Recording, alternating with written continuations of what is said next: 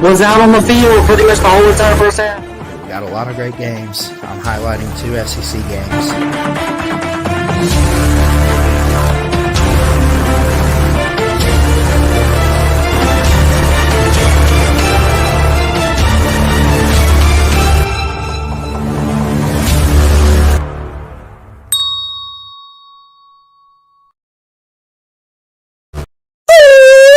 What's up, it's your boy, Mayhem Matthew. This is my co-host, Ballard Sports Media, Christian Ballard. How are you doing today?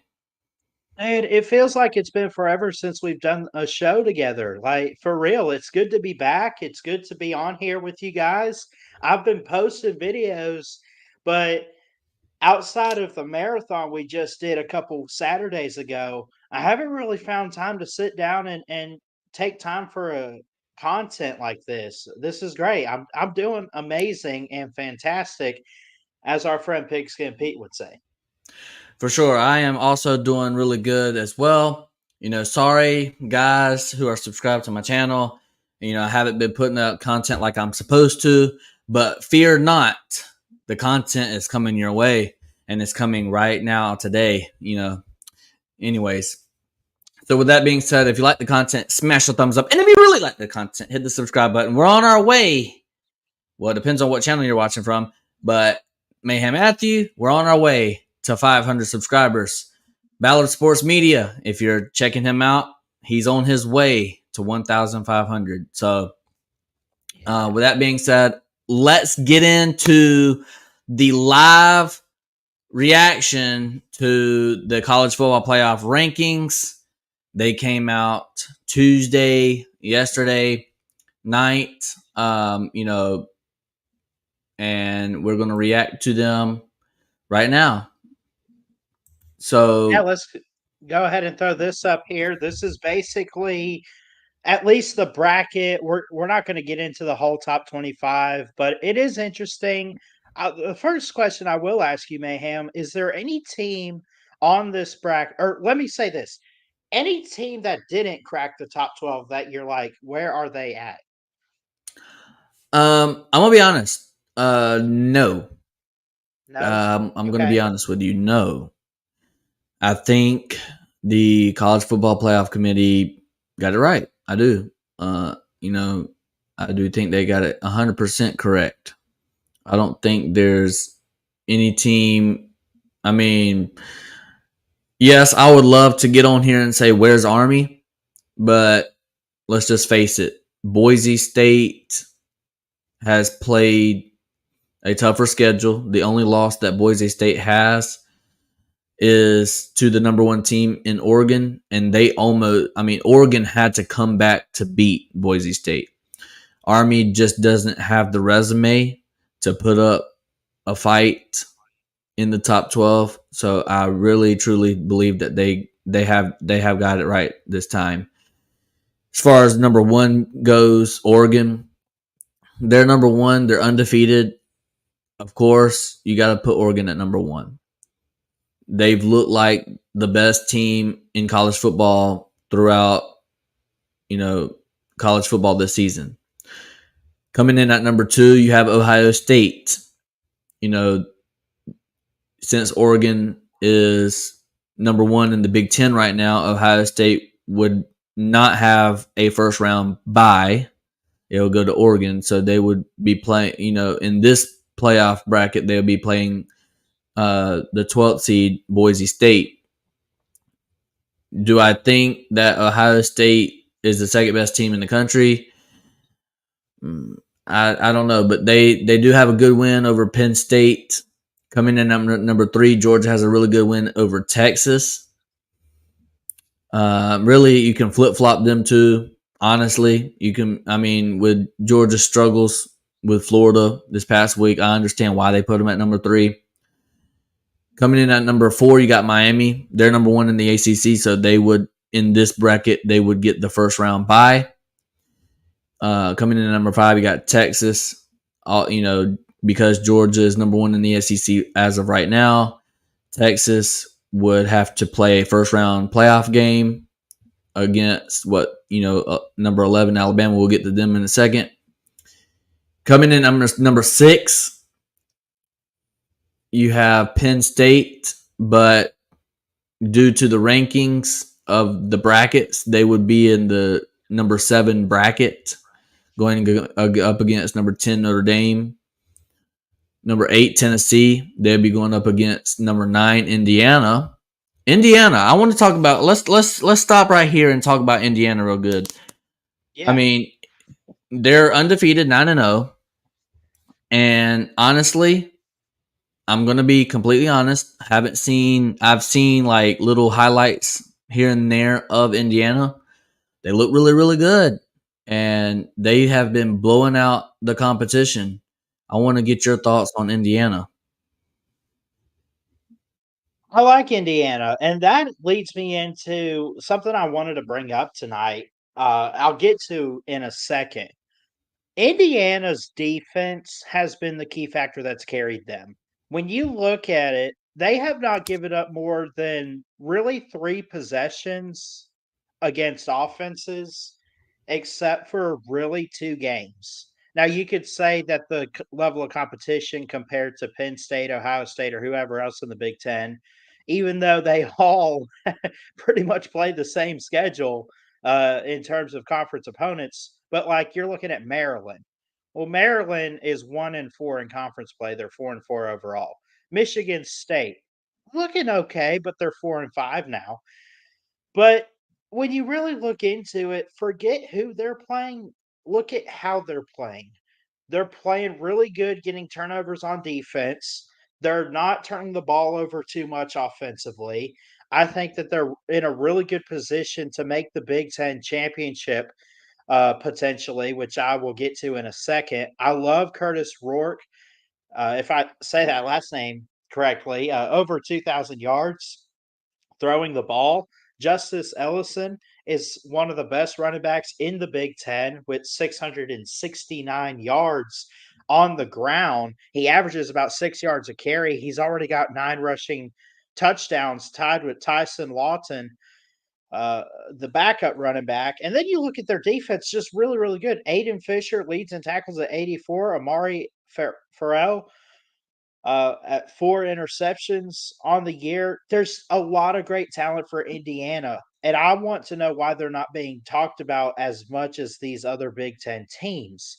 Is it the schedule that they played? Maybe it is. And I could get that. But when you really look at it on paper and everything, they have been one of the more consistent and more dominant teams in the Big Ten. And real quick, that leads me into this, Mayhem, before we get back to you, because I want your thoughts on this. Notice you have these particular teams in the Big Ten, okay? If I told you in this season, right, you have Indiana, you have Oregon, and before the Ohio State game, you had Penn State, all undefeated. Is that not awesome or what? But here's the trick. They don't have to play each other. Let's play hypothetical and say Penn State was to finish. Let's say they beat Ohio State last weekend. I know they didn't, but let's say if they did pull that off, they'd still be undefeated. They'd be 5-0 right now, or 8-0, 5-0 in conference play. Okay, they don't have to play Oregon or Indiana, but let's say those 2 teams finish unbeaten. Where's the tiebreaker in a scenario like that? And it doesn't. I think it's in the ACC too. We see that with teams like SMU or whoever. I think like SMU and Miami, I want to say. And then there's a third team out there in the ACC. But what's your thoughts on like tiebreakers and stuff when it comes to not having to play those teams head to head?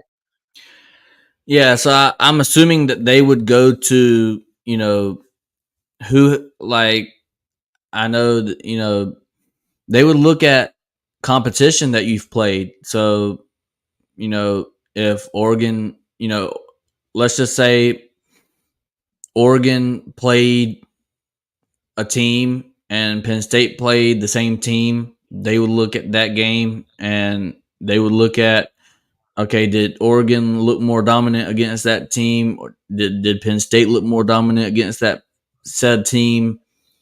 So I think it would come down to, you know, the teams that they have on the schedule that that these teams all play. You know what I mean? Right. And that's going on with the SEC as well. I mean, okay, I can say that about the SEC, right? What if LSU goes on to win the rest of their games, and that means they only have one loss in SEC play? Mhm. Okay, Georgia wins out the rest of their games. They You still know, got one loss in SEC and play. we still got one loss in SEC play. And Yeah. let's just say Texas. Texas A&M wins the rest Oh, of their games. They only have one loss in SEC play. Who are the two teams to go? plus, doesn't Texas still only have the Georgia loss? What if they do it too? Wouldn't you end up with maybe 4 But teams? Texas plays Texas A&M. That's why I said if Texas A&M wins the rest of their games. Oh, so they would also win against Texas. Yeah. Oh, but So, either way, but what I'm trying to say is, I believe in that scenario, they would look at similar teams or teams that you've played that are the same, you know, and it obviously I think 100% Texas A&M is in that in the scenario I just gave. Texas A&M is in the SEC title game, and then you have to look at LSU and Alabama. So LSU has played. LSU would have played Florida and Alabama. They would be in this scenario. They would be 2-0 against the same competition Georgia played, but Alabama lost. I mean, Alabama beat Georgia, so Georgia would be 1-1 in that scenario. So that means your SEC championship would be LSU versus Texas A&M if A&M and LSU were to win out. And you can have a one-loss Georgia 11-1, a one-loss Georgia miss out on the SEC title game. you could, And and I'm that's sure you know that there's yeah. a lot of people that say, you know, these games are not important, but yes they are, because a I one think in loss. this scenario, like every game going forward, in fact, since the start of this season with the 12-team playoff, well, 2 lost teams going to get in anyway. But how many 2-loss teams do we see on a yearly basis? How many conference winners? How many one loss? How many unbeatens? Probably not as many as we're seeing this year. We got quite a few no loss teams so far, but the chaos factor of it and the mystery of what the committee's going to do come selection Sunday, if the teams on your screen that you see in the current bracket, if they play their cards right and it all falls in everyone's way, what is the committee going to do?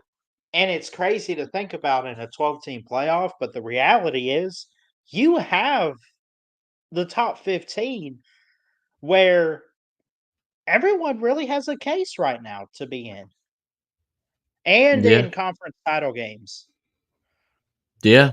I mean, you know, I think the 12-team playoff is great for people that said that it wasn't going to be great and they didn't like it. You know, I mean, this is heating up to be a really good season ender for you know, for the college football playoffs. But I wanted to go back to Indiana, right, Okay. and talk a little bit about Indiana. Doesn't Indiana feels to me like last year's Washington was it? Yeah, last year's Washington and the year before that TCU. This is kind of like Yes. the sleeper, the This is Cinderella. the yes, I was fixing to say it's the sleeper Cinderella. It's the team that nobody had in the preseason. It's like this. nobody picked them in the preseason, but also everyone pretty much dogged on them. Like they'll be mediocre, they'll be good enough, they'll go 7-5 maybe, and now they're at the top, tied with Oregon in the Big Ten at 6-0 in conference and 9-0 overall, out of Yeah. nowhere, and it's awesome to see. And you raised the question, why is Indiana not getting much love? Well, Mhm. they will, if they win out, they will get the love that they deserve because they do play Michigan this coming weekend. Yep. And I know Michigan's a bad team. I get it. But then the week after that, they do play Ohio State in the shoe. Okay. Yeah. So, I mean, they will get some tough competition. And if they win out, they will be in the top 5 for sure. I don't know. I don't think if Oregon wins out like I think they are, I don't think Indiana can jump Oregon. I think Oregon is the number 1 team. As long as they keep on winning, they will stay the number 1 team. And Absolutely. so I think Indiana, the highest they can get in the bracket. Now, like I said, Ohio State's number 2, but in the bracket they're number 5 because of the conference winners, right? 1 through 4. Right. So, like, as far as the rankings go, yeah, they can be number 2. Indiana could be number 2, but I think like the highest that Indiana, as far as the bracket goes, would be number 5 in that scenario. But I do think Indiana's doing a great job. They're doing exactly what they're supposed to do. Their head coach is a winner. He's won everywhere he's been, similar to Alabama's head coach. Speaking of Alabama, they come in at number 11. I know we skipped over Notre Dame, but Notre Dame is Notre Dame. I'm gonna be honest with you. Notre Dame's a fraud. They're a fraud, and that's it. I still don't believe in Notre Dame. So if you want to talk about them, that's fine. But I'm skipping over. I want to talk about Alabama. The more exciting thing to talk about, Alabama at coming in at number 11. And this is a really big game for y'all. Y'all have to go to Tiger Stadium to play LSU at night.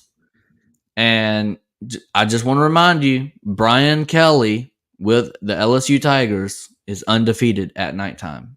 Whenever they play in Death Valley, they're undefeated. At So night. at night, they're Well, undefeated. I mean, I'm nervous about the game, and I didn't realize he had that type of record, but I guess it does make sense now to look at it. But yeah, this is do or die, and I think the same goes for LSU. Both of these teams are sitting in the same situation where there's not a clear shot at the SEC title right now, but Well, you still have a case. there is a Well, it's not. They need chaos around them LSU to does make not need that. chaos. All they need is to win out. And the only chaos that LSU needs is Texas A&M to beat Texas. Because if Texas beats Texas A&M, then the SEC title game will be Georgia versus Texas. Or it could be Texas versus Texas A&M. That would be kind of Okay, I don't. yeah. But Because they only have one conference loss. Alabama's losses are both conference. Okay, never mind. That's my bad. yeah. So But this is do or die time as far as playoff implication goes. it is, and I think College Game Day is supposed to be there for the game. It's weird seeing them go to a site of two lost teams, but because you're not gonna get 12 teams that all have one loss. I mean, you probably could, but not likely. But you got to get the 12 best teams. Two losses doesn't mean you're a bad team. It just means you have two losses. Now, you might have looked bad in one or both losses, but at the same time, Alabama lost 2 games, both in the SEC. You had Vandy and you had Tennessee, both on the road. Okay, both were on the road. Both were afternoon games. Not that that matters, but they were one possession. They were combined 12 points in 2 games, and they lost. And then they bounced back after the second loss. And Missouri, who I think is a fraud, but also still a great team. I mean, Alabama shut out a ranked team in the SEC at home. So, but then you look at LSU. They lost to A&M. Okay, that's their second loss after losing to USC to start the season. But what did they do prior to that second loss? They took Ole Miss down to the wire in OT. They beat Arkansas pretty convincingly. They beat UCLA convincingly. You say whatever you want to about some of their opponents and shake the schedule, but they've looked good. And I think both of these teams, playoff elimination this weekend, have to look great if they want to win this game. And I think the winner of this might not make the SEC title, but has a case for being a third team possibly in the college football playoff from the SEC. Yeah, for sure. So, do you want to go ahead and I guess we'll finish it out. Number 12 is Boise State. I already touched on them a little bit. Boise State has a really good resume. Outside of the Oregon loss, they pretty much handled business like they're supposed to. They were pretty much dominating Oregon the whole entire game. Oregon had to make a comeback to win the game. So, I mean, I believe that Group of 5 team right there, which I believe will be in the Pac-12 next year or 2026. I can't remember, but they will be I don't know if you would still count them power, but they will be in a different conference for sure in a couple years or next year. But Boise State looking really good. Ashton Jeanty, the running back, I think he's like first or second in the Heisman race right now, either behind Shedeur Sanders or right in front of Shedeur Sanders. But they got a really tight race. I think the Heisman winner is going to come down to either Shedeur Sanders or not Shedeur. I am so stupid. Travis Hunter. Sorry. I mean, Shedeur Sanders is really good too, but it's going to come down to Travis Hunter or Ashton Jeanty. And Ashton Jeanty has scored by himself more points than Florida State has all season. Can you fathom that? I can. But that pretty much rounds out the top 12, and then the first two teams out. You got Texas A&M. Like I said, Texas A&M controls their destiny. All they got to do is win the rest of their games, and I mean they're pretty much in. I mean, unless some crazy scenario happens where they don't get in, but I'm pretty sure Texas A&M wins and they're in. SMU, I'm gonna be honest. After the first couple of weeks, whenever they were struggling with teams like Nevada and stuff, I kind of stopped watching them. I was like, oh, they're going to fall off the map, But they haven't. They're still in it to win it. I can't really talk too much on SMU outside of that first or second week of football. Whenever they were struggling with Nevada, they were losing by 2 touchdowns in the third quarter to Nevada, and then they made an epic comeback to win that game on like one of the last plays of the game. I remember watching that game. It was crazy. And after that, I was like, yeah, SMU, they're not ready to hang with the big boys, coming into the Power 4, the ACC. And I was like, yeah, they're not ready. But it seems to me that they've held their own and they're the first team out. They're number 13. But I mean, you got anything else to say? I ain't really got too much to say about this, other than I will mention this, right? I think this needs to be said. So when you look at these teams, Oregon, their best win is Ohio State. Ohio State's best win is Penn State.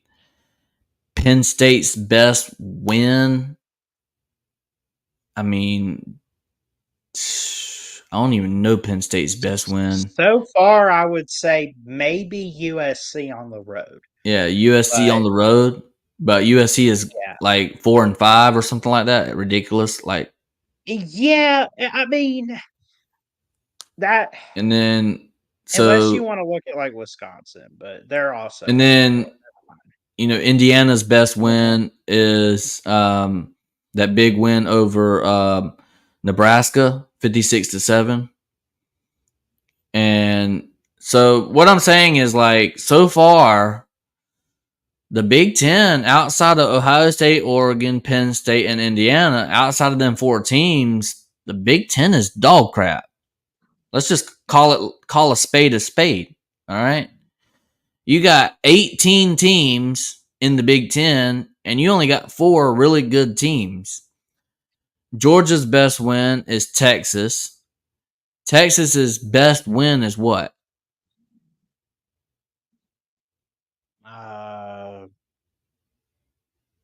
Yeah. I mean, I'm just saying. I'm just kind of. I just wanted to point this out. Their best win, Texas so far, is at Vanderbilt, and they won 27-24. Now it's not bad, but I mean, even though Vandy, I love what they're doing this year, it's still like they're still 6-3. Like, I mean, they're going to finish with maybe 4 losses at the end of the year, pending what happens maybe in that Tennessee game. I just wanted to point all this stuff out, and I wanted to point out, everybody's talking about Georgia's struggles. Yes, we are struggling on at the quarterback right now. I think he is so far up that girlfriend's behind. I don't even think he knows what a football is right now. But yes, I know Carson Beck's struggling right now, but he's like one play away from just turning on the old Carson Beck that we know of and being a really good quarterback like we know. He didn't get the Heisman hype early in the season for no reason. He is a really good quarterback. He just needs to play like it. We have one of the best offensive line, a top 10 offensive line. Our wide receivers need to get better at catching the ball. I think a lot of the problem with Carson Beck also is the wide receivers can't catch balls. They're dropping them all day long.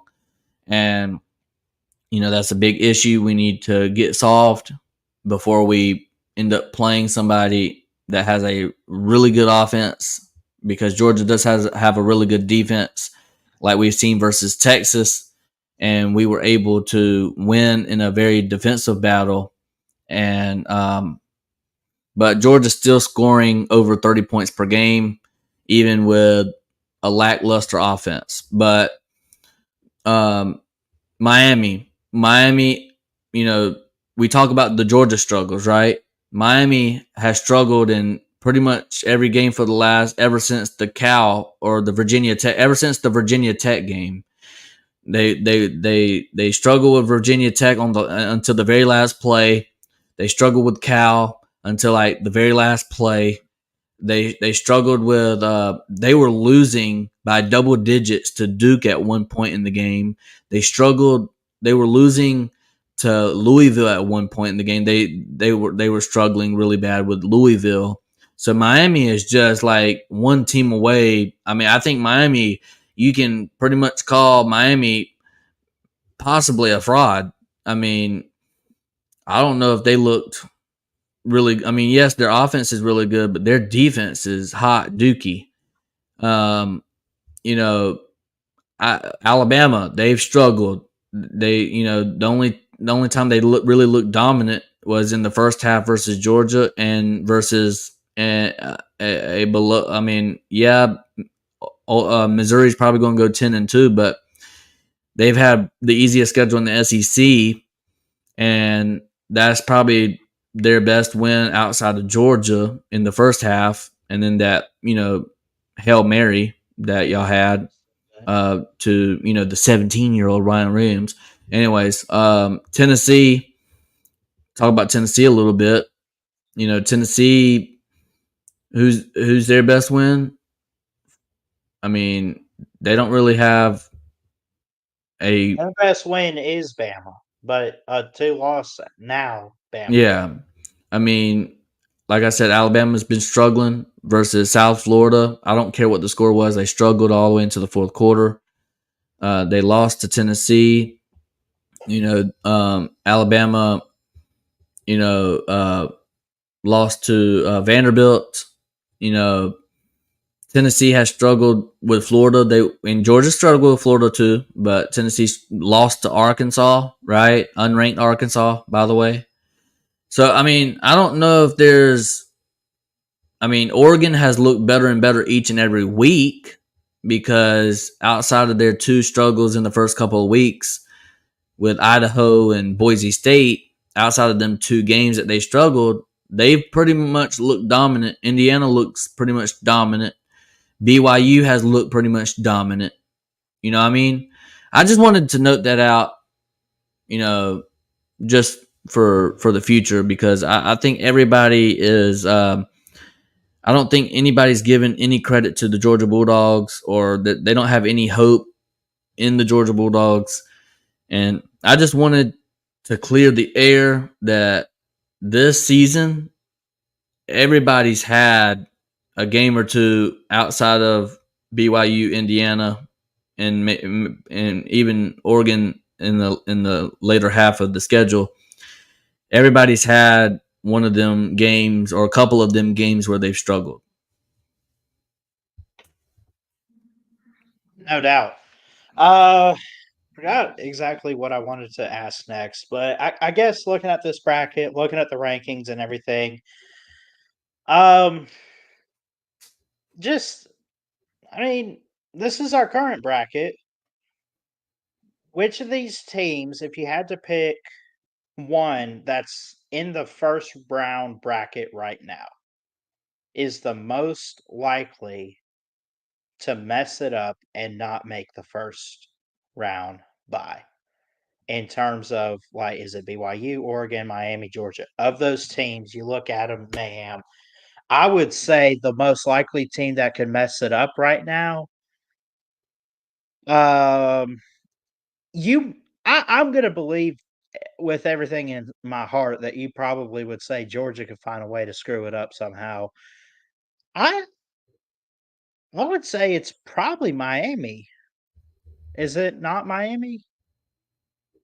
Let me see something real quick. So I would say out of you talking about the first round bye or the first Yes. round? So the teams that currently have the first round bye, which of them could screw it up to the point where they would have a first round game on the road or at home hosting? I mean, right now, I would say BYU. BYU? Okay. Yep. I mean, there is a way that they can screw this up. Well, Right think now, about it. BYU, when you look at them, they don't play Iowa State or Colorado, interestingly enough. And I think when you look at Iowa State, they don't play BYU or Colorado. So those are three teams in the hunt for the Big 12 standings to make the Big 12 title game. BYU is going to have to play either Iowa State or Colorado. I think it's a given. BYU is going to clinch it to the Big 12 title. But they got to go to Utah at night. That's, I mean, I guess being in Utah, a rivalry but game there. let's But, just I mean, yeah, I can see them being the team to I screw it up. mean, let's not fool ourselves. I think Iowa State is eventually going to lose another game. So I think and don't call me crazy, I think the Big 12 title game could be BYU versus Colorado. I'm not going to call you crazy on that. I think you're right about Iowa State. And I really do. Because I think Iowa State could lose to Kansas State. They could. And I'm looking at the Colorado games left on their schedule. Their toughest opponent whenever I look at the schedule, you can make a case that Oklahoma State might be their toughest or Utah might be their toughest. But outside of that, I mean, Utah, I'm going to be honest. I was wrong about Utah. I was completely wrong. I thought 100% for sure Utah was going to run away with this. Utah has severely, they are 4-4 right now. They are the, how do I put this? The fourth worst in the conference. Yeah, and Oklahoma State, they're 3-6. So I mean, I think Colorado beats both of them teams. I think Colorado wins the West. I think Colorado is going 10-2. You think they win out? I mean, yes. Don't overlook this weekend with Texas Tech, obviously, but I think they could win. Utah stunk it up. Oklahoma stunk it up. Kansas, oh god, we don't even need to talk about them. Yeah, holy cow, dude! Prime time. And let's go.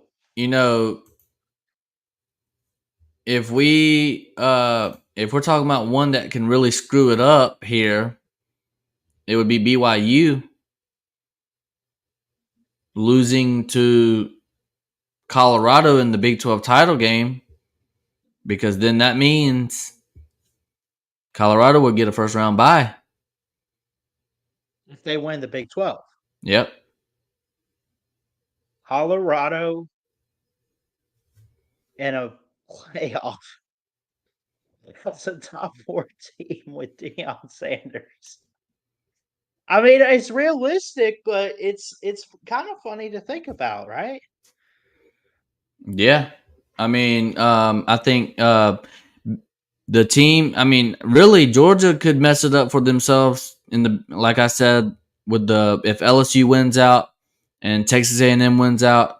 I really don't see Georgia in the SEC title game, so that means they would not be in a first round bye situation. So they can really, screw it up for themselves. Well, not for themselves, but other teams would screw it up for them. Miami, they could definitely screw it up for themselves. And then I don't think Oregon's going to screw anything up. But yeah, I agree with Coach Smoot. At this point in the season, Colorado's the most improved team. What did they end up last year? 4-8, 5-7, and they're sitting here with a potential trip to the Big 12 title. Yeah, I mean, I do believe that they are a real contender for the Big 12 conference. yeah. They're still number 3. They need Iowa State to lose, and yeah, they are bowl eligible as well. But I think we did a good job talking about the rankings there, and we highlighted a few teams. Let's talk about the some games coming up this weekend. You wanna predict some games with me? Yeah, absolutely. Let's do that, and then we'll do this week's ESPN pick'ems. All right, let's do it. So up first, we got an ACC matchup here. Clemson travels on the road to Lane Stadium, Virginia Tech. You know how crazy Virginia Tech crowd can be. Right now, overall, Clemson has 2 losses. Virginia Tech has 4 losses. Clemson lost this past weekend to Louisville, 33-21. Their fans wasn't too happy with the, I believe it was an onside kick result. Fans started throwing trash on the field, but the referees didn't care. They just picked up the trash and then said play ball. That's what should have happened in the Georgia-Texas game, but, we're not going to talk about that no more. But Clemson is the favorite here. They're a 6.5-point favorite. Their over-under is 53.5. And so Clemson is less than a touchdown favorite. So, whenever I look at Clemson, I think Clemson's a very, very good team. I know they've gotten a lot of heat and they've gotten a lot of slack with not using the transfer portal and stuff like that, but I think they've got a very good roster. They've got a very good offense, very good defense. And honestly, I know this is going to sound simple, but I'm going to take Clemson to win on the road at Virginia Tech here. Whenever I look at Virginia Tech, last week they lost to Syracuse. Last week they lost to Syracuse on the road, and then they've lost to on the road at Miami. I mentioned before they lost to Rutgers, and then they lost to Old Dominion. So, and then they lost to Vanderbilt, right? Notice they did lose to Vandy that first week of the season, but notice something. All of those are one possession games for Virginia Tech. Yeah. So they can play a close game. Listen, I smell something, Mayhem. I smell a trap game for the Tigers. I'm not saying Virginia Tech's going to win, but if they're not careful, Clemson's season could literally be hanging in the balance here. I agree. I agree with you. I think this is going to be a close game, but I do think Clemson is going to win this game. Both teams lost, and at this point, it's what team wants to prove something more. And I think right now, who wants to eat more? This is the game that I say who wants to really eat in this game. And whenever I look at Clemson's defense, phenomenal defense. When I look at Virginia Tech's defense, I've actually seen a couple of Virginia Tech games this season. Not very good. When I look at Clemson's offense, they can put up points. When I look at Virginia Tech's offense, they have a pretty good offense. I love their quarterback. Can't think of his name off the top of my head, but very good quarterback. And he's able to throw the ball, and he's able to scramble around and make you miss with his legs. So whenever I look at these two teams, I have to give the slight edge over to Clemson, and I will say I will take Clemson with the -6.5. I'm not a bettor or anything like that, but that's what I would do. And I like Clemson in this matchup. What about you? I do too. It's part of our ESPN Pick'em this week. I went ahead and just clicked on them, but I would take them. And then that 6.5. I mean, it might be a close game. It's not like it's at night. It is at 2:30 Central kickoff at Lane Stadium, but tough road environments. Enter Sandman, sleep with one eye open. Anyway, it's I couldn't help it. I love Metallica. No, it could be a trap. It could be a mousetrap for Clemson. They could get caught, but I don't think it's going to happen like that. I like what they have at quarterback with Cade Klubnik. I think he's improved greatly throughout the season. I think he's looked really good. I think in the Virginia game, especially, and in the Wake game, putting up 40+ points is something else, especially going on the road to Wake Forest. And you can say whatever you want to about the competition and how bad Wake has been this year, but 49 points on the road is 49 points on the road in a conference game. They've come alive at the right time, Clemson has, and I like where they stand. I like them to win on Saturday. I don't know about the rest of the season, but they could get win number 7 here against the Hokies in Blacksburg, and maybe they are looking at an ACC title and potentially a playoff spot.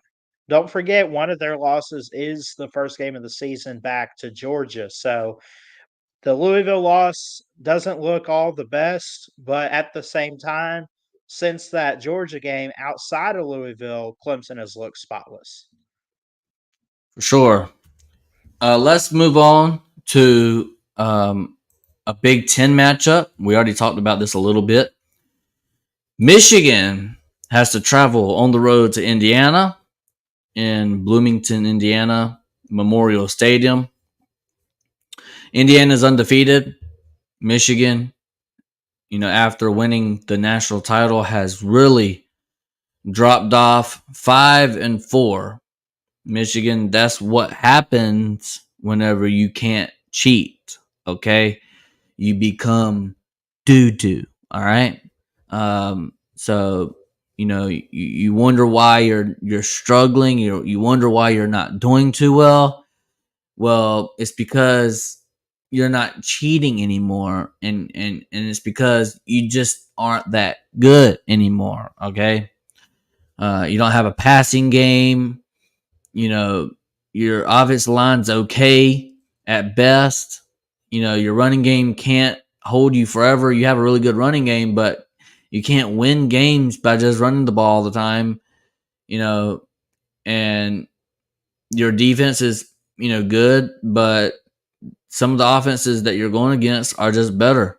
And Indiana is one of those that you're going to be going up against. Michigan lost badly to Oregon, 38-17. They lost to on the road at Illinois, 21-7. They lost to Texas, 31-12. They've lost to Washington, 27-17. Washington's not even that great of a team this year after making it to the national title. I know they lost a lot of players and their head coach and all that stuff. I understand that, but they're not looking good either. But whenever I look at this Michigan team, I say that they don't have a chance to beat Indiana. Indiana is doing everything that they're supposed to. They have won convincingly in all their games this year, 47-10, 31-17, 56-7. You got 41-24, 42-28, 52-14, 42-13, 77-3, 31-7. The closest game was that was all their games. I mean, the closest game that they had was probably that 42-28 versus Maryland, but that wasn't even a close game. So I look for this to be another blowout. I'm looking for this to be similar to what we've seen Oregon do to them. I'm looking for like a 42-17. I'm looking for a score like that in that game. What's your thoughts? I think it makes sense. Like I said, I think Clemson's getting good at the right time. You look at this game with obviously Virginia Tech, think they need an extra win for a bowl at some point. I don't think it's this weekend. I think, it could be, really tough for Clemson going in there, and it could be a scare, but I don't think it will be. I think Clemson is playing good at the right time. I think Virginia Tech has issues they still need to work out, but they still have looked okay at times this season, but I don't think it's going to transfer over to this game. Clemson should win big. Bro, are you talking about the same game I am?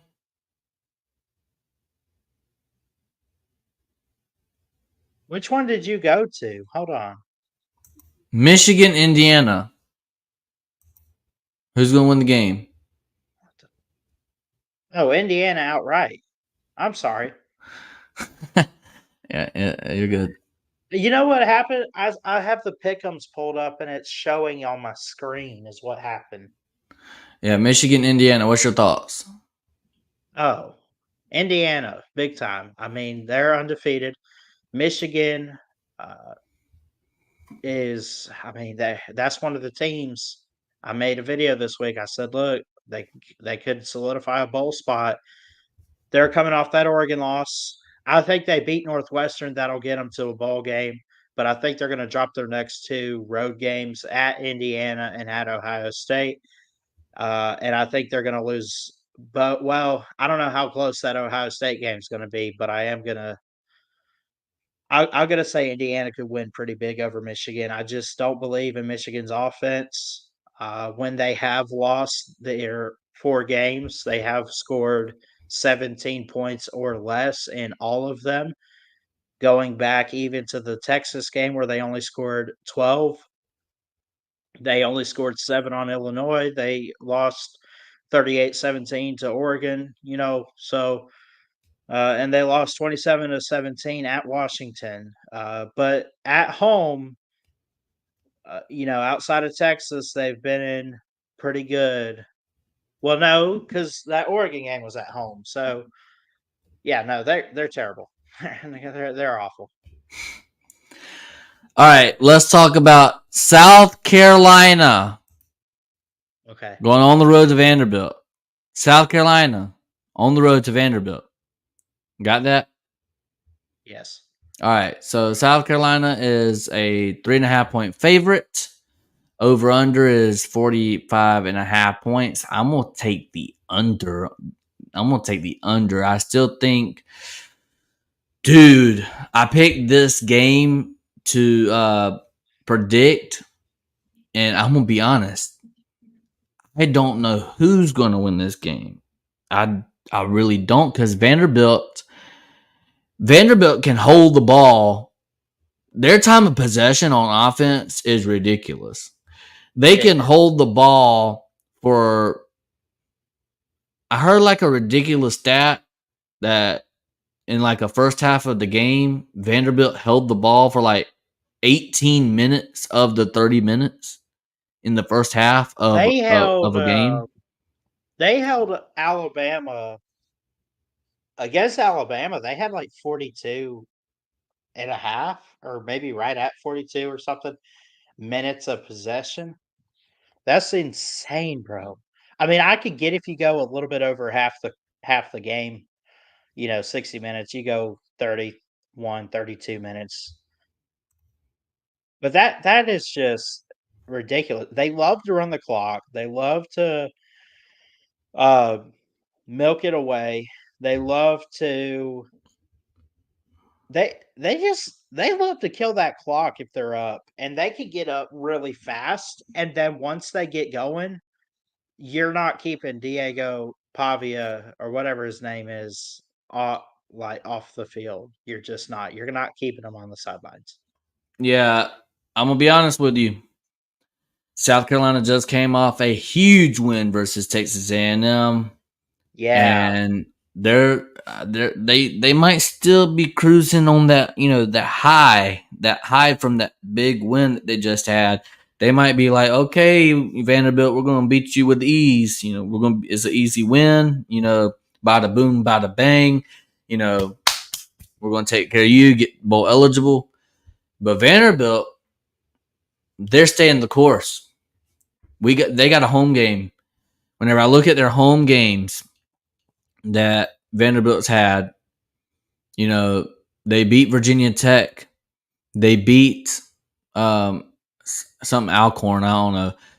They beat Alabama at home. They beat Ball State at home.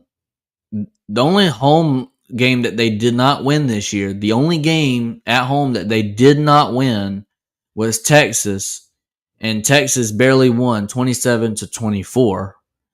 And I'm going to be honest with you, South Carolina fans. I know you're not going to like me, but I'm picking Vanderbilt to win this game. I really am. Vanderbilt, to me, they've done a tremendous job this year. And, South Carolina, they've done a tremendous job as well. I think the key matchup here, whenever you're looking at these two teams, is Vanderbilt's offense versus South Carolina's defensive line. That defensive line is nasty. That defensive line is top 5, top 10 in the country.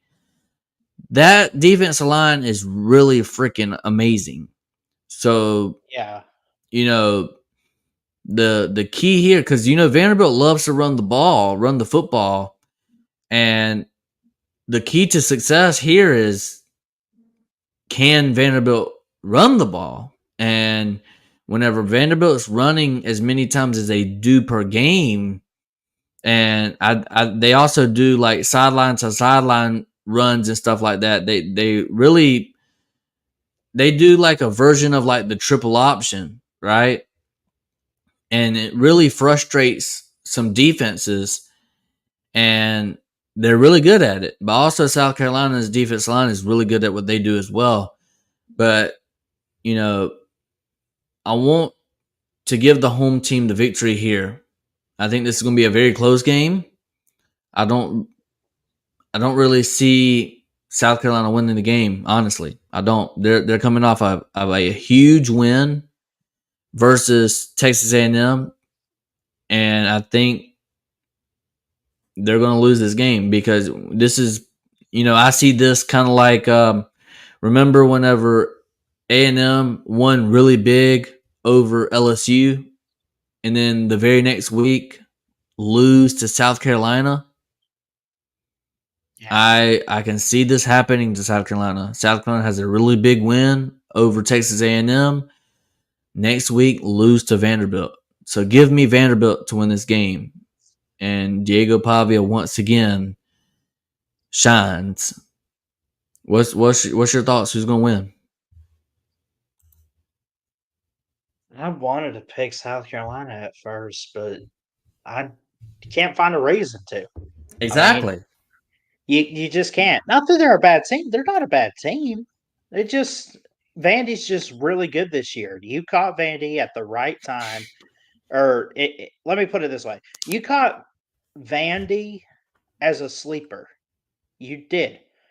They look phenomenal. Their defense is awesome. Awesome, dude. They have 3 key linebackers that stand out to me. Brian Longwell, Randon Fontenette, and Langston Patterson. Only one of them has 60 total tackles, but even still, the other 2 have about 45. Right? But Randon Fontenette pretty much leads in sacks. Fontenot. Actually, Fontenot? Yeah. Okay. Thank you. Actually, he does not lead in sacks. It will be Miles Capers, the edge defender. But anyway, their defense, man, defense is really good. But also, I will say this about Vanderbilt. Some of your best defense can be on offense too, playing keep away from the other team's offense. Yeah, like I mentioned, I mean, you go back to that Alabama game and everything, like they ate up. I mean, they ate up the clock. They outscored Alabama in yardage and first downs. They didn't turn the ball over. They had 42 minutes. 42 minutes. Like I said, I get it if you end up having more than half the game time of possession. That happens. But 42 minutes of clock is ridiculous. That's almost 3/4 of the game, literally. Yeah. We got a couple more. And then I think the ESPN Pick'ems is going to have our 2 games on it, so I'm not going to do them. But the Georgia, Ole Miss, and Alabama, LSU, I'm pretty sure that's going to be on the Pick'ems. So I'm going to leave that to the Pick'ems. But up next, we got Florida travels on the road to Texas, and the only reason why the only reason why this game made the cut is because Texas lost to Georgia 30-15. Florida hangs on and, tries to stay in the game with Georgia. We have now, I don't know if he's questionable. DJ Lagway is questionable in this game. Don't know if he's going to be your starter. Obviously, Graham Mertz is out for the season. Texas, very good team. I wonder, right now, Texas is a 21.5 point favorite. Their over-under is 47.5. Honestly, I'm going to tell you this much. If Florida starts DJ Lagway, if he's able to come in this game, he's dealing with a leg injury right now. But if Florida is able to get DJ Lagway healthy for this game, which I don't know if it's possible, I'm going to take Florida in the points, minus 21.5. I'm going to take Florida in the points. I'm still going to take Texas to win the game outright. It's a home game for Texas. We know what Quinn Ewers and that offense can do.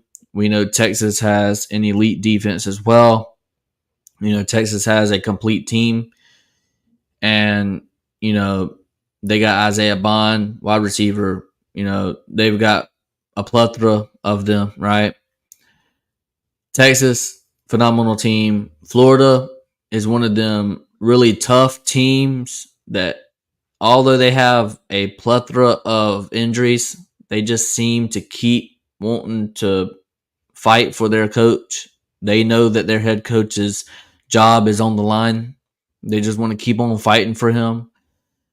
And, I hate the Gators, but I just call it like I see it. I see a Florida team that has a lot of toughness and a lot of grit and a lot of poise to make this a close game if DJ Lagway is to play at quarterback. What's your thoughts?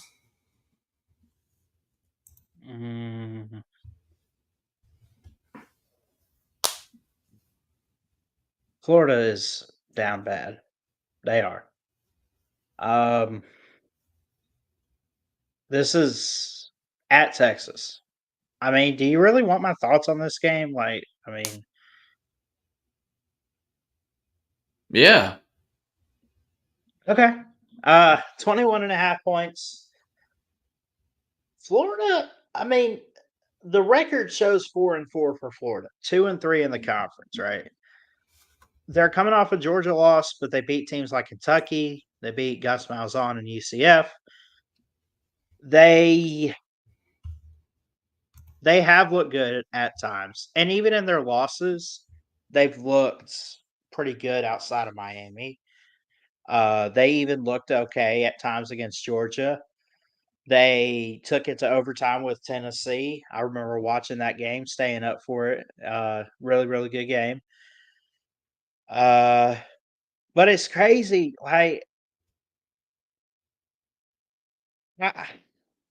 Lagway comes in, leads in 2 of the games that they played in passing yardage. And it just I don't know, you would think that they could go back in time and if they would they not have made him starter from day one? What do you think? I think Graham Mertz is the better quarterback. DJ Lagway is just a really, really good quarterback as well. But, let's just call it like it is. Florida, they have the 4 losses and they don't look good. They lost to Miami. They lost to Texas A&M. They lost to Tennessee and Georgia. But if you look at them, their opponent's record, the losses that they got, their opponent's records, I think combined with Miami, Tennessee, Texas A&M, and Georgia all combined, only have 4 losses total. 4 losses. They're 20-something and 4. That's really good. They didn't stand a chance versus Miami, but they really wasn't ever in the conversation versus A&M. They played on the road at Tennessee. They should have and could have beat them. I think they went into overtime or something like that in that game. I mean, Florida went in the red zone. Florida went in the red zone 4 times and came out with like only 3 points. That's ridiculous. Florida probably should have won that game. I think that was just bad coaching there. They had the talent to beat Tennessee.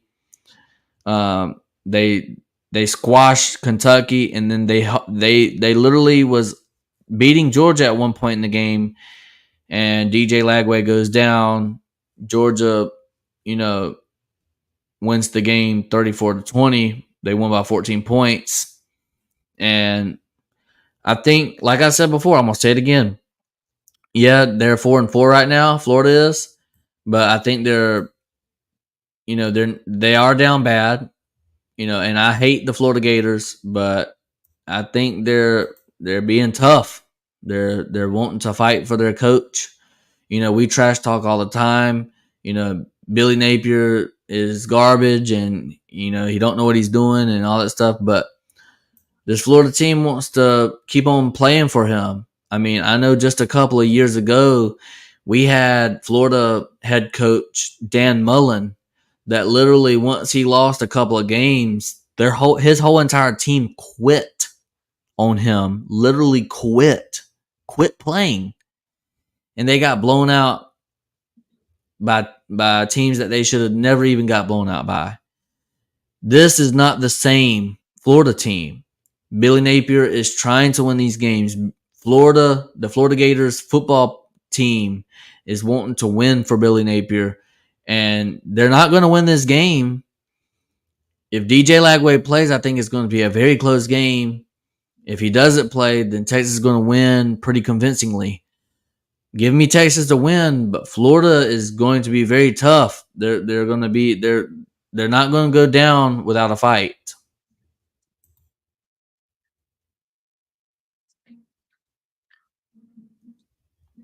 So yeah, up next, let's go ahead. This last one before we get to the college football pick'ems. Missouri, Oklahoma travels on the road at Missouri and Fairfield Field. Oklahoma, they haven't looked that good this season, their offense. I'm going to be honest, this Oklahoma team reminds me of a couple years ago, or maybe it was just last year, whenever South Carolina Gamecocks had a bunch of injuries and the injury bug hurt them early in the season and they just could never recover from it. That's what this season feels like to me. And for Oklahoma, I feel like their offense got the injury bug really quickly. I think Oklahoma's offense just is not that good. Oklahoma's defense is really, really good. And when we look at Missouri, Missouri on offense, not sure if Brady Cook is going to play in this game. Let me see if he's on here. He's questionable with an ankle injury. We'll see if he gets out and plays.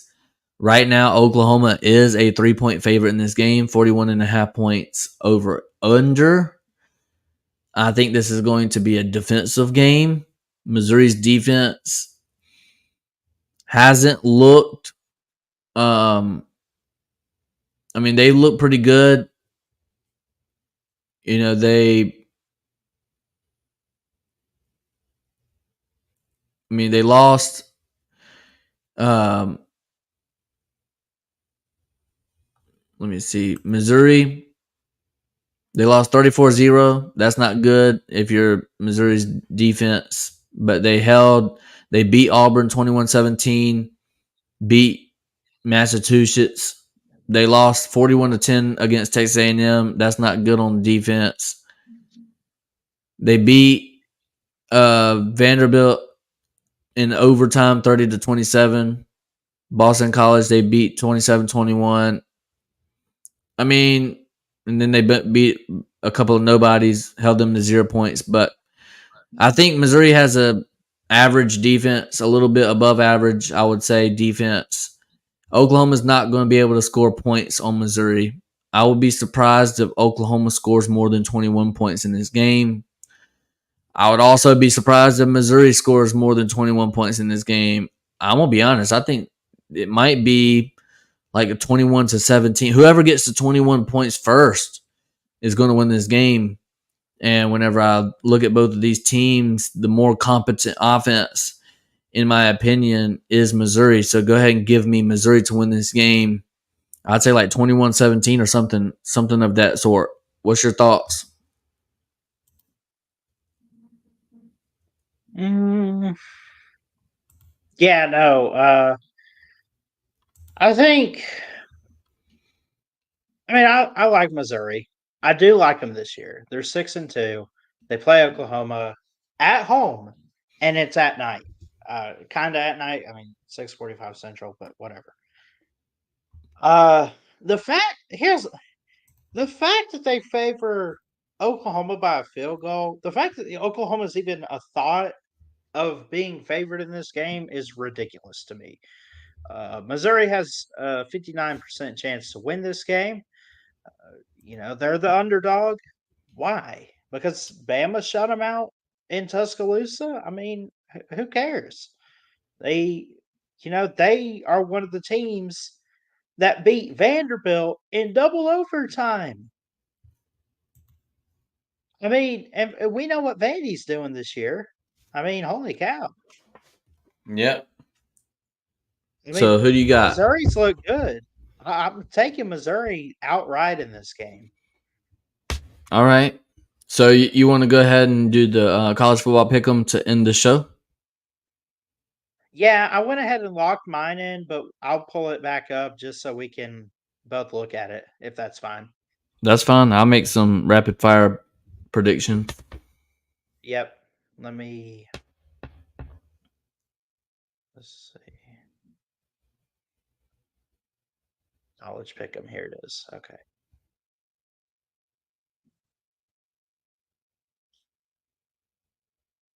Or I guess it didn't save, but we'll start over, I guess.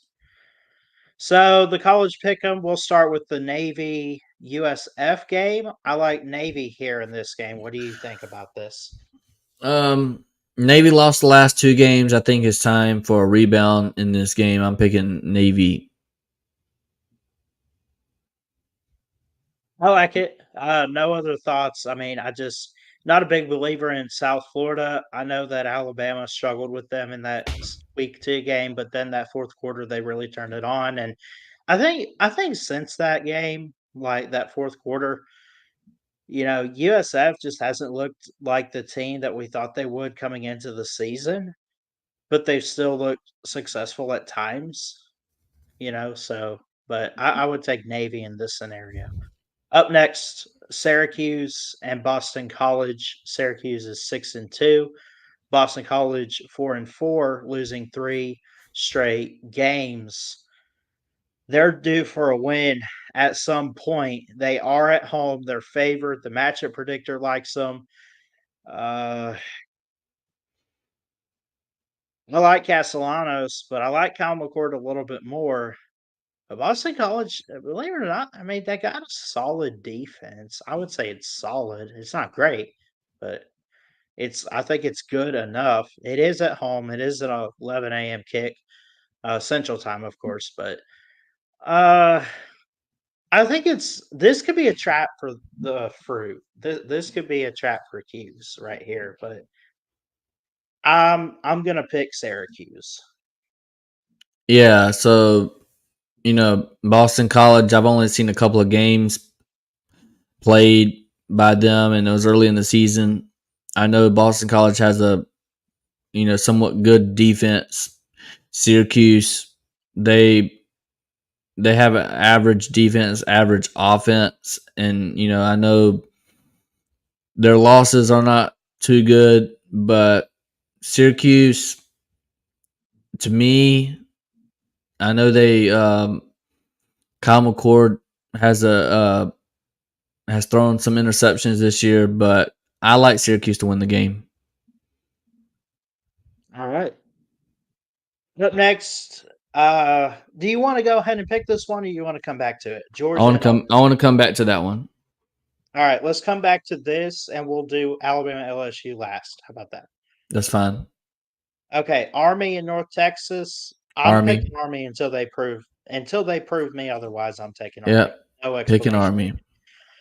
Iowa State, Kansas. I'm taking the Cyclones here. I thought Kansas last year was really, really good. They have proven to disappoint us this year. They sit at 2-6, soon to be 2-7 this Saturday.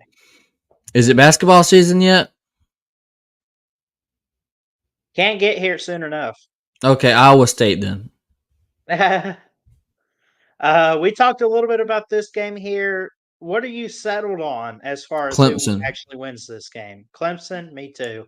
But I would not be surprised if Virginia Tech can make it a game.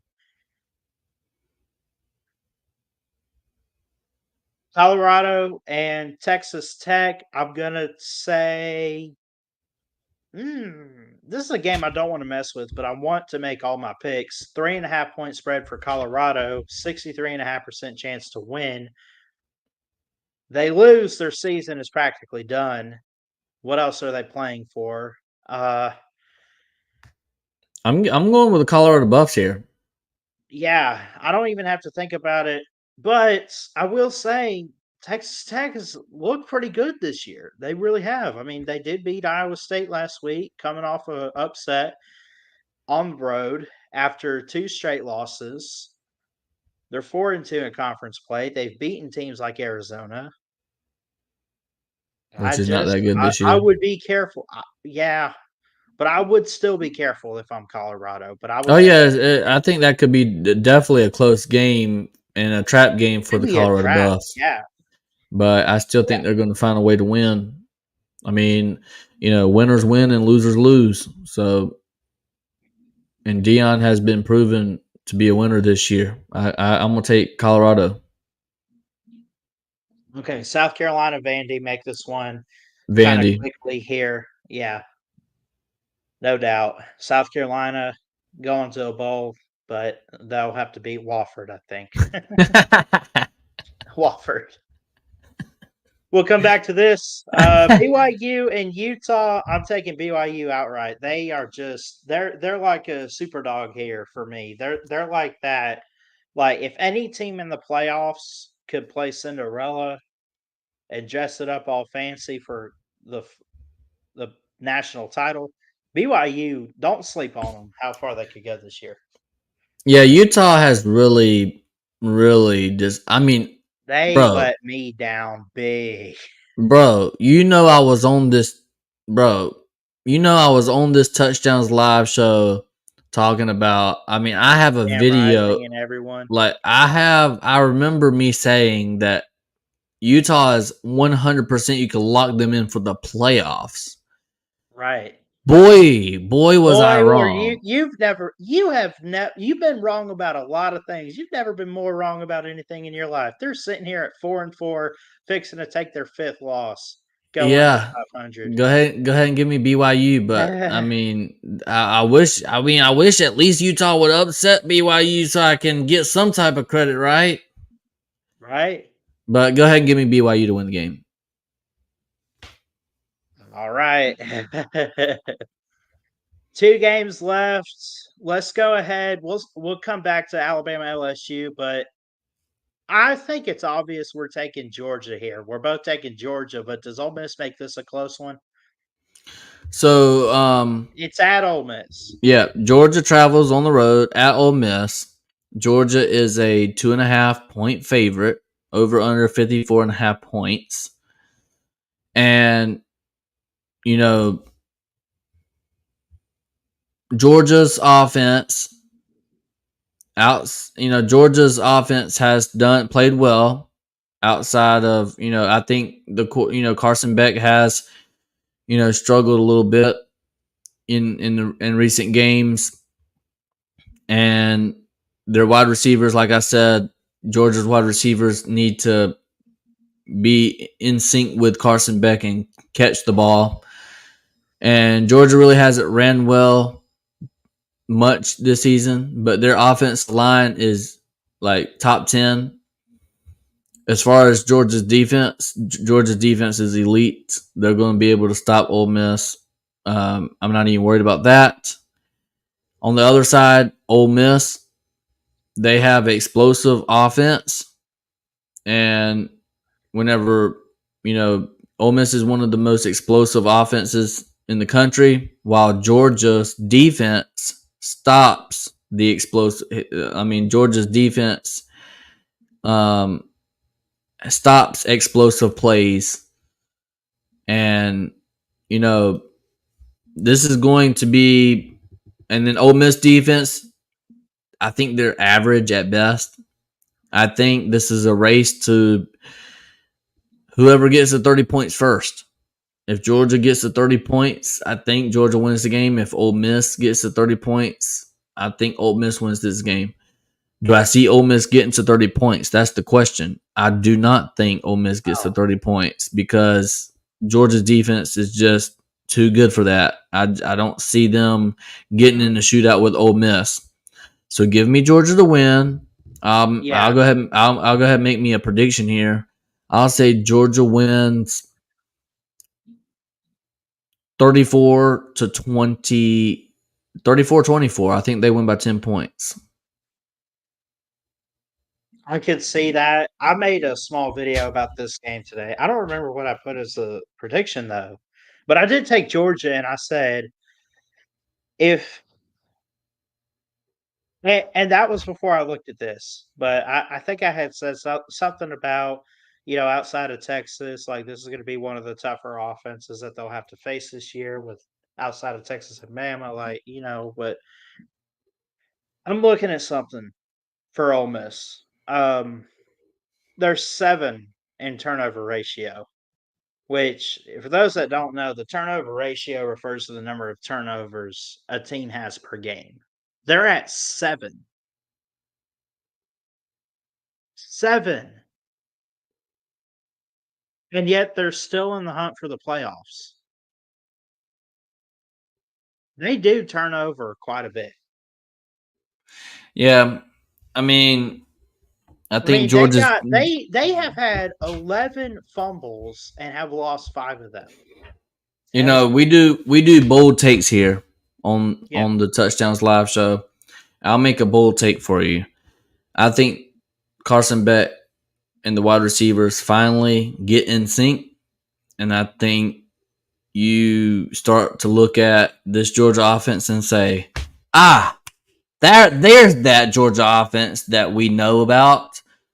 There's that Georgia offense. Where has that offense been all year? You're going to see that in this game. Georgia's going to win 34-24. I like it. Army, North Texas. I think we already did that. Army, big time. Now for the big grand finale. Alabama goes to Tiger Stadium. College Game Day and SEC Nation will be there. I think SEC Nation will be there. I know College Game Day will be in Baton Rouge this weekend. This is there's a lot at stake here, kind of, sort of. If 2 lost teams can, and they can, make the playoff, the loser of this game should be eliminated from playoff contention with their 3rd loss of the season. I don't think, obviously, no more divisions. This is a little different because the SEC West is not on the line. The SEC championship game probably not on the line. It's on the line for LSU. Yeah, it is. It is. LSU in this case kind of needs it more, or do they? They do. Can Alabama? I don't. Can Alabama, with the talent that they have, could they afford to miss the playoffs with 3 losses? I mean, think about Jalen Milroe and company, man. Like, I agree about LSU, but I think it means more for one team. You know, I think it means just as much for one team as it does for the other. I think it's very important and critical that somebody win this game, and someone will. Um, let's I'm gonna take Bama, but they better not. They better not mess this up here. I'll All take right. Alabama close. I'm gonna Well, say like I don't know, low scoring. It's not going to be a big shootout. I do think it's down to the wire, like 23-21, maybe a stop by Alabama. I'm gonna say this. I think this is going to be a low scoring affair as well. LSU's defense. Now, Ballard. I remember going and joining one of your live streams before, and I heard all the Alabama fans tell me that LSU's defense ain't going to just magically get better in 1 year. Not going to happen. They're going to be atrocious. People are going to score 30 and 40 points on them a game. They're going to be one of the worst in the SEC. I had to hear all that. But come on. I mean, they're a lot better than they were last year. LSU's defense is, and LSU's offense really hasn't skipped a beat. Can you agree on that? I mean, I think I can. LSU's offense, they're really good as well. And everybody was like, well, Malik Neighbors is gone, so who are they going to have? Well, hello, Kyron Lacey. You just next man up mentality for LSU. You got some dogs, or actually in this case, you got some tigers ready to play some football, and this is going to mean a lot. I know this is going to mean a lot to Alabama as well, but I think this one really, I think LSU really wants this one, and it's at Death Valley at night. Brian Kelly is undefeated whenever he's the head coach at LSU in Death Valley at night. He's undefeated, and I think he remains undefeated. Alabama's defense has played better in the past couple of weeks. I will give them credit. Alabama's offense, they played a little bit better too. They have momentum. Whenever they shut out Missouri 34-0, they have a lot of momentum going into this game. So if you're an Alabama fan like Ballard, you're really excited because, they came off a devastating loss on the road at Tennessee 24-17. And then they go home and beat the absolute will and soul out of an SEC caliber team 34-0. Gives you a lot of momentum, a lot of confidence going into this game, especially if you're Alabama. On LSU side, they just took a massive beating to Texas A&M on the road at Texas A&M. You really want to get that revenge, and you really want to win this game. LSU has suffered a loss from a running quarterback in Marcel Reed, which, by the way, I was right on. Just going to let you know, I knew Marcel Reed was better than anything Connor Wegman put out, but they finally got it right. That's not the point. The point is, LSU, I think, is going to work, LSU took this bye week to work on trying to stop Jalen Milroe from running outside the pocket and stuff like that. They know what they're dealing with whenever they're getting Jalen Milroe. They know they're going to get the deep ball, and they know that they're going to get his legs in the run game, right? They know that. And I think LSU a couple of weeks ago maybe would have lost to this Alabama team because they weren't ready defensively for a running style quarterback. But I think Marcel Reed has taught LSU's defense a lot that they need to definitely work on stopping a running quarterback, and I think they've worked on it in the bye week. And I think the results are going to show on the field this coming Saturday. And I think LSU gets the win. And I think it's going to be a very close game. I'm going to say 27-24. LSU wins. Mm-hmm. You could be right. I'm not going to deny that. I think this could go either way. But like I said, I got a lot of confidence this week in Alabama. Coming off a bye, you don't you don't mess with that. For sure. And I'll say this last thing, and then we can wrap it up, wrap the stream up. But I'll say this last thing. Bama has a lot of momentum coming into this game. LSU, they just took a beating. They have something to prove. They're hungry. And whenever you get a team with a lot of momentum versus a team that's coming in to their home stadium at night where they're undefeated at, a lot of emotion. They're going to be very emotional, very hungry. And I think it's a battle of who wants it more. And to me, in this situation here, the Tigers are going to take this one. They're hungry. They need this win. They want this win. They're going to want it just a little bit more than Bama. I'm not saying Bama don't want it. I'm just saying they're going to need it and want it just a little bit more. And that takes them to a victory in Death Valley. Absolutely. I can understand that. Obviously, we kind of disagree on the outcome, but I think either way it goes, I think one of us obviously will be right on Saturday. Well, Mayhem, it's been a fun show. It is 11:15 here in Alabama. I am tired, but we had a great show. Let them know where they can find you, and just want to say how much I love and appreciate you, brother, and love and appreciate everyone else out there.